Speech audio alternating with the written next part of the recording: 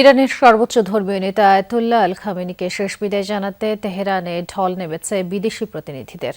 বিভিন্ন দেশের প্রেসিডেন্ট, প্রধানমন্ত্রী ছাড়াও প্রয়াত খামেনিকে শ্রদ্ধা জানাচ্ছেন রাজনৈতিক ও ধর্মীয় নেতারা। এরই মধ্যে শেষ শ্রদ্ধা জানাচ্ছেন পাকিস্তানের প্রধানমন্ত্রী ও সেনাপ্রধান। তেহরান গিয়েছেন কাতার, তুরস্ক, ভারতের প্রতিনিধি দল।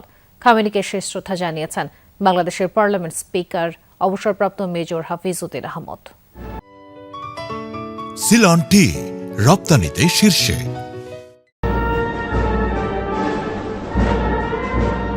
মার্কিন ইসরায়েলি হামলায় নিহত হওয়ার 4 মাস পর শুরু ইরানের সর্বোচ্চ নেতা আয়াতুল্লাহ আলী খামেনির বিদায় আনুষ্ঠানিকতা। শুক্রবার তেহরানে খামেনির কফিন প্রকাশ্যে আনা হয় বিদেশি অতিথি ও ইরানের শীর্ষ কর্মকর্তাদের শ্রদ্ধা জানানোর জন্য।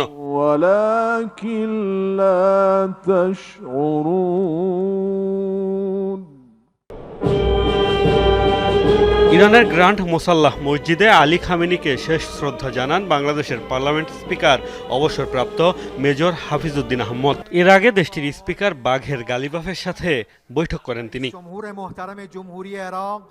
ইরানের সর্বোচ্চ নেতাকে শ্রদ্ধা জানান পাকিস্তানের প্রধানমন্ত্রী শেহবাজ শরীফ। এ সময় তার সঙ্গে ছিলেন দেশটির সেনাপ্রধান আসিম মুনিরও। খামেনিকে শ্রদ্ধা জানান ইরাকের প্রেসিডেন্ট, প্রধানমন্ত্রী ও স্পিকার। এছাড়াও দেশটির রাজনৈতিক নেতারা অংশ নেন ইরানের সর্বোচ্চ নেতার শেষ বিদায়ের আনুষ্ঠানিকতায়। আর্মেনিয়ার প্রধানমন্ত্রী, জর্জিয়া ও তাজিকিস্তানের প্রেসিডেন্টও যোগ দিয়েছেন এই আনুষ্ঠানিকতায়।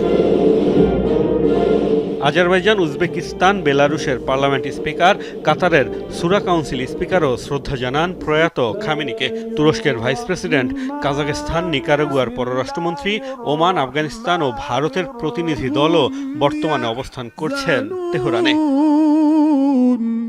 শীর্ষ হিজবুল্লাহ নেতারা অংশ নেন শেষ বিদায়ের আনুষ্ঠানিকতায়। ছিলেন ফিলিস্তিনের প্রতিনিধি দলও। রাশিয়ার মুসলিম সম্প্রদায়ের প্রতিনিধিরা সম্মান জানিয়েছেন খামেনিকে। এছাড়াও বিশ্বের বিভিন্ন প্রান্ত থেকে ধর্মীয় ও রাজনৈতিক নেতারা হাজির হয়েছেন তেহরানে। এদিকে ইরানের প্রেসিডেন্ট, পররাষ্ট্রমন্ত্রী, আইআরজিসি ও সেনাবাহিনীর শীর্ষ কমান্ডার সহ দেশটির উচ্চপদস্থ কর্মকর্তারাও তাদের প্রিয় আয়াতুল্লাহ খামেনিকে শেষ শ্রদ্ধা জানিয়েছেন। মোস্তফা মাহমুদ, যমুনা নিউজ।